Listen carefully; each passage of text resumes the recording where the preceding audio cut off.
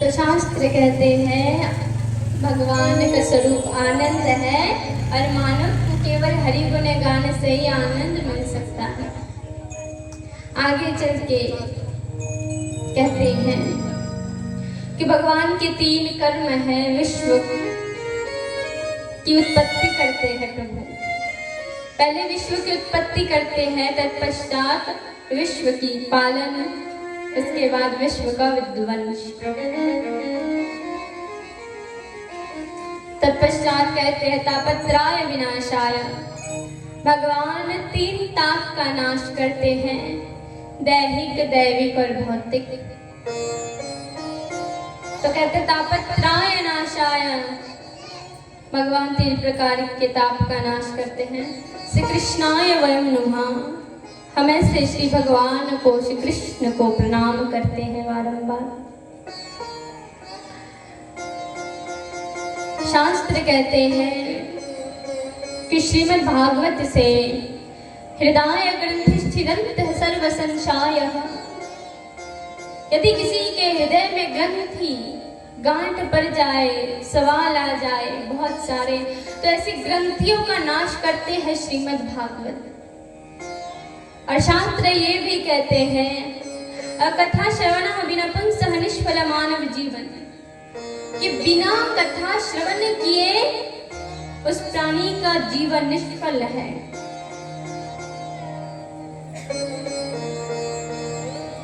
आगे चल के कथा आती है श्रीमद् भागवत की, कि श्रीमद् भागवत इस धरती लोक की संपदा नहीं है, यह संपदा स्वर्ग की है। तो स्वर्ग की संपदा धरती पर इस कर्म भूमि में कैसे आया? इस भूमि को कर्म भूमि कहते हैं। कर्म भूमि क्यों कहते? यही केवल कर्म हो सकता है। इसी भूमि के कर्म अनुसार हमें लोक प्राप्त होंगे, कि हम नरक जाएंगे या स्वर्ग जाएंगे। तो इसीलिए कहते हैं इस कर्म भूमि में श्रीमद् भागवत को स्वर्ग से लाया गया। सबसे पहले भगवान ने हंस अवतार में ब्रह्मदेव को यहाँ श्रीमद् भागवत चतुष्ट श्लोक में दान किया था। अहम अवासमेवाग्र निन्यादम यत् सत्सतं परम पश्यदहं यदस्य योशिष्यते सोऽस्म्यहम् ऋतार्थ प्रतीयते न प्रतीयते चात्मानि तद्वित् आत्मानो मायं यथा भाषो यथा तमः यथा महन्ति भूतानि भूतच्च श्वानो प्रविष्ठन् प्रविष्ठानि तेषु न तेष्वहम् जिज्ञास तत्र जिज्ञासनात्मवानम् अन्यवेतिरकभ्यं यतस्य सर्वत्र सर्वदा। ये 4 श्लोक है बस।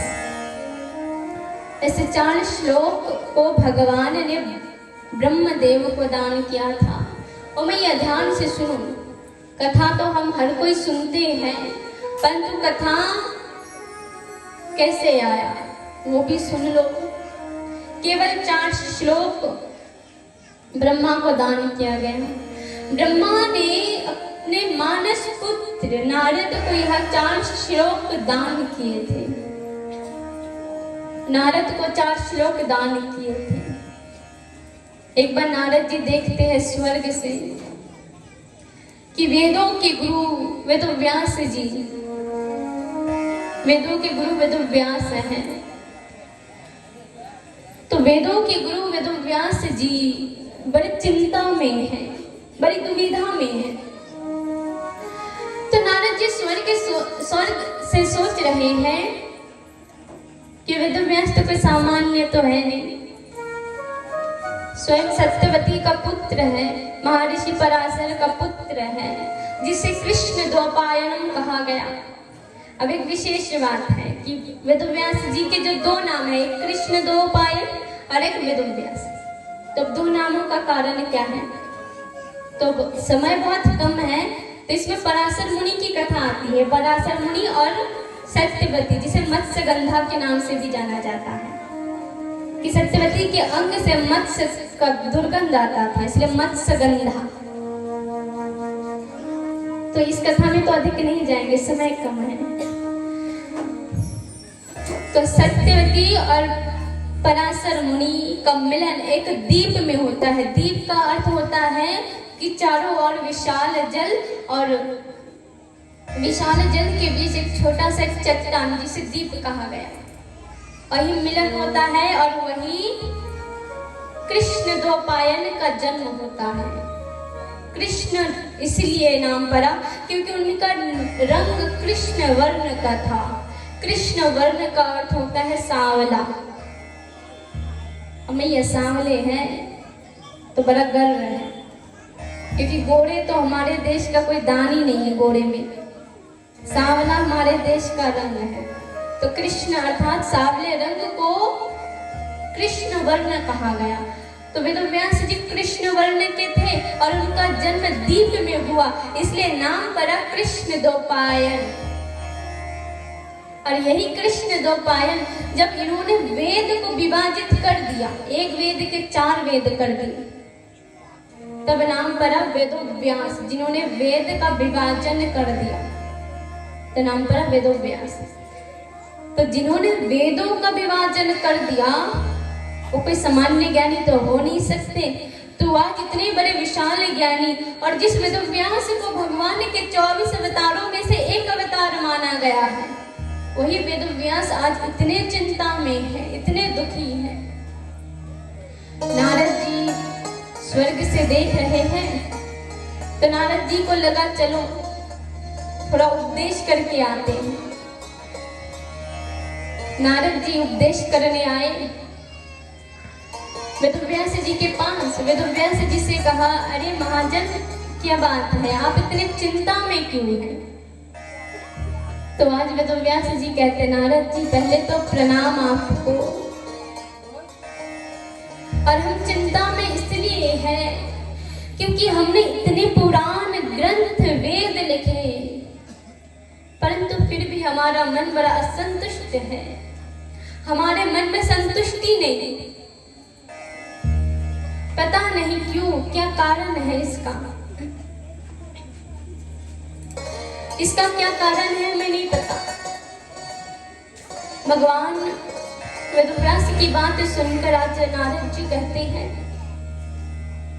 अरे आप इतने बड़े ज्ञानी हैं फिर भी इतने चिंता में।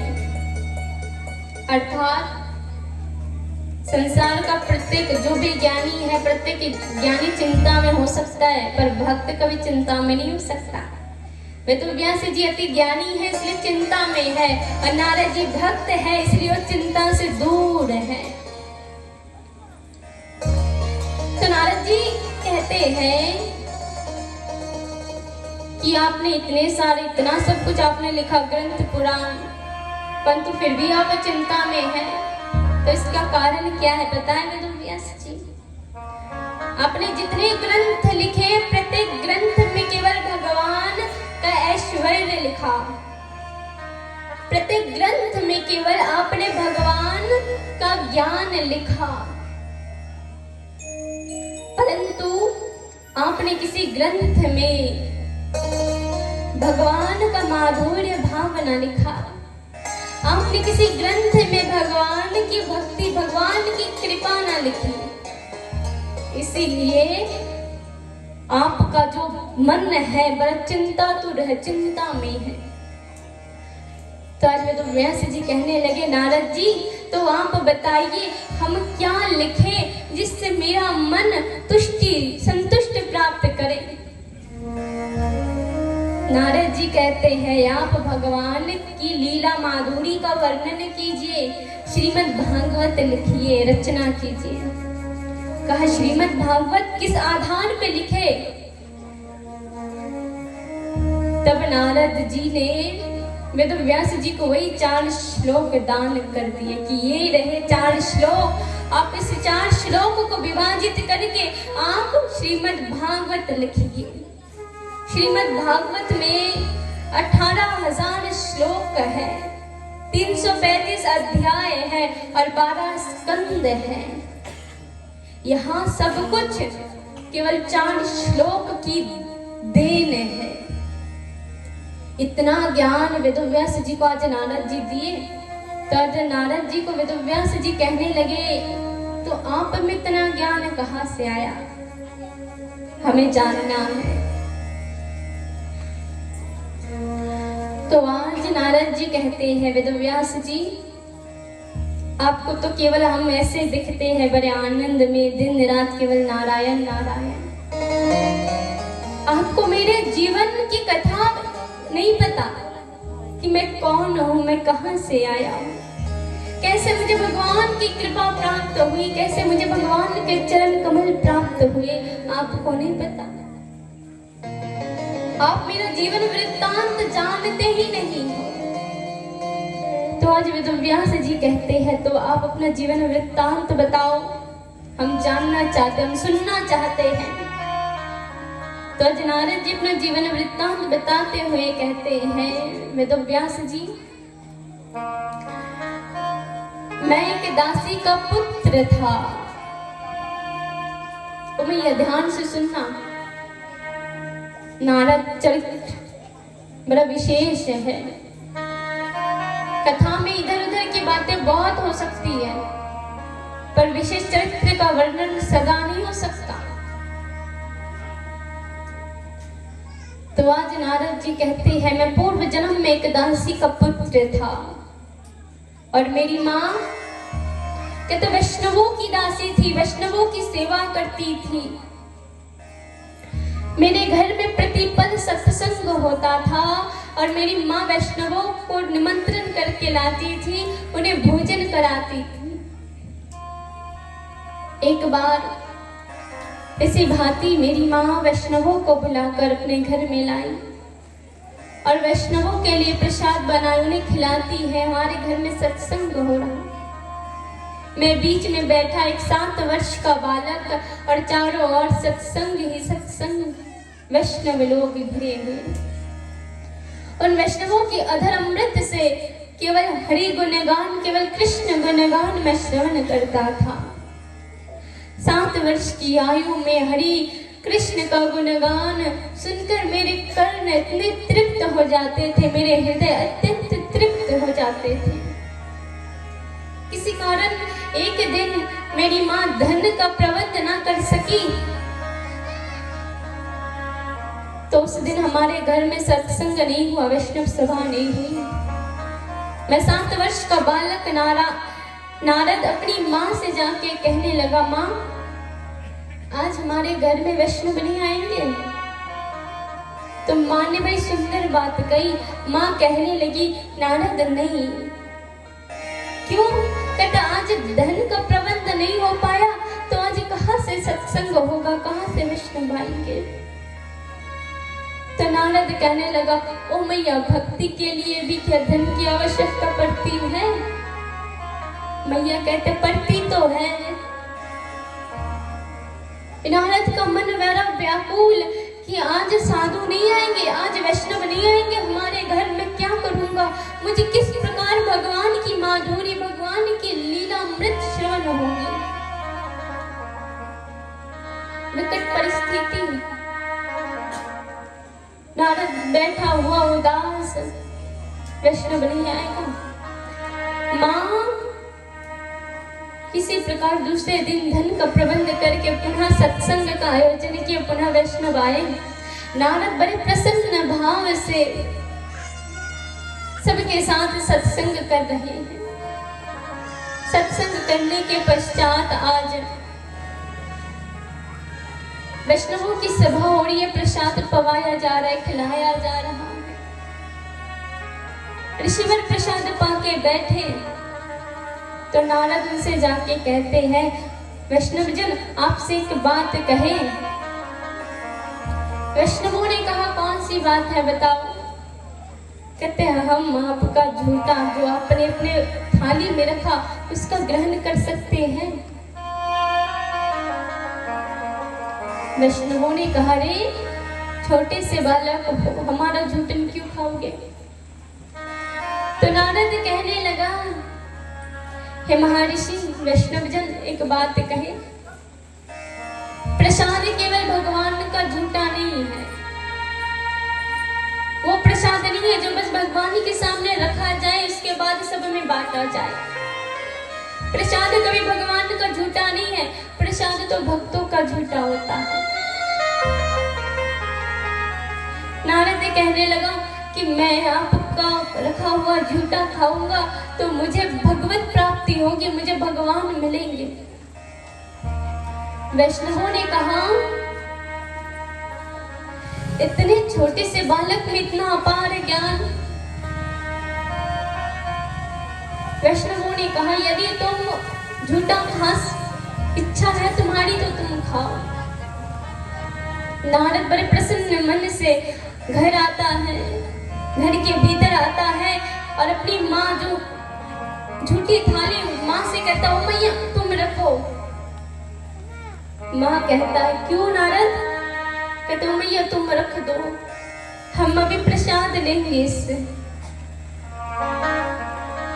हम अभी इससे प्रसाद लेंगे। माँ कहती है, नारद इससे कैसे? कहती ये जो रखे हैं ना ये प्रसाद है। आज नारद जाता है, एक एक थाली से प्रसाद उठा के खाता है। माँ की कतार में खड़ी है कि वैष्णवों की सेवा करते करते तो मैं वृद्ध हो गया, परंतु मुझे भक्ति तो प्राप्त नहीं हुई। इसका फल स्वरूप मेरा बेटा, मेरा बालक भक्ति को प्राप्त कर गया। कि आज नारद झूठा खाता है। अब एक दिन में निरंतर जितनी बार वैष्णवों की सभा होती है उतनी बार झूठा खाता है नारद। उसे खाते खाते नारद के हृदय में संसार के प्रति वैराग्य और भगवान के प्रति ऐसा अनुराग जागा। एक दिन वैष्णवों ने कहा, रे नारद तुम तो बस छोटे से बालक हो, तुम्हें इतनी भक्ति तुम में। तो नारद कहता है कि बात कहे आपसे वैष्णव जन, हमारी भक्ति से क्या होगा बताओ? जिसकी भक्ति करते हैं उसका दर्शन तो नहीं हो रहा है। जिस प्रकार सबके जीवन कट जाते हैं प्रभु को पाने में, कहीं मेरे भी जीवन ना कट जाए। आज नारद कहता है समस्त वैष्णवों से, वैष्णव जन अब पुनः मुझे हरि की कथा सुनाओ। 7 वर्ष का बालक बैठा है श्रोता बनकर नारद, और चारों ओर ऋषि मंडल बैठे हैं, हरि की कथा सुना रहे हैं और नारद के नेत्र से अश्रु की धारा गिर रही है। उनमें से एक वैष्णव कहता, हो नारद इतना भाव तुम में? तो नारद कहता है, अब क्या बताए बताओ वैष्णव जन, बस इतनी तो कृपा, इतना ही तो हम दे सकते हैं प्रभु को, अपने नेत्र जल, अपने अश्रु जल। इसके अतिरिक्त अब क्या देंगे उन्हें? हरि की कथा वैष्णव जन कहते कहते गंभीर अवस्था में, और नारद उसी प्रकार हरि का गुणगान सुनते सुनते विशाल भाव में डूब जाता है। नारद का ऐसा भाव देखकर समस्त ऋषिगण कहते हैं, नारद तुम्हारे इस भाव से भगवान प्रसन्न होंगे कि नहीं होंगे नहीं पता, पर तुम्हारे इस भाव से हम वैष्णव तुम्हें आशीर्वाद देते हैं कि तुम्हें परमात्मा अवश्य मिलेंगे। जिस गोविंद के भाव में तुम इतने डूबे हो उस गोविंद तुम्हें अवश्य मिलेंगे। नारद का भाव ऐसा। सभी वैष्णव जन चले गए। दूसरी ओर नारद रात्रि का समय, कुश की चटाई बिछी हुई, उसके ऊपर नारद लेटे हुए हैं और उसी अवस्था में कृष्ण स्मरण कर रहा है। कृष्ण की बात, कृष्ण की स्मृति उसके सर्व अंग सर्व इंद्रियों में इस प्रकार प्रभावित हो गई कि आज नारद उन्हें स्मरण करते करते नेत्र अश्रु की धारा गिर रही है। निरंतर काल कहते समय बेला संध्या से अर्धरात्रि हो गई, परंतु नारद के नेत्र में नींद नहीं, केवल अश्रु ही अश्रु। नारद का भाव ऐसा कि किसी प्रकार हरि मिल जाए, किसी प्रकार गोविंद मिल जाए। भगवान का आशीर्वाद तो नहीं मिला, पर वैष्णवों ने तो कहा है कि भगवान मिलेंगे। जी और नारद सोच रहे हैं कि पूरे संसार भर में तो बस एक बुरी माँ है मेरी। भगवान को पाने के लिए तपस्या करने जाओ भी तो कैसे बुरी माँ को छोड़कर। भगवान से कहने लगे, नारद, हे प्रभु, आप तो मेरे मन की दशा जानते हो ना, आप तो मेरे मन के भावों को जानते हो ना, तो मैं कैसे आऊं आपके पास।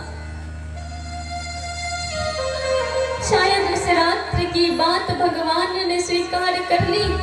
अगली सुबह जैसे ही ब्रह्म मुहूर्त में, सुबह का समय, सुबह की बेला, जब बूढ़ी माँ नारद की माँ गौदोहन करने जा रही थी, उसी समय एक सर्प के दंशन से उसकी मृत्यु हो गई। पूरे संसार में बस एक माँ। नारद दौड़ते हुए माँ के पास आता है और देखते ही देखते नारद की माँ वही अपने प्राण का त्याग कर देती है।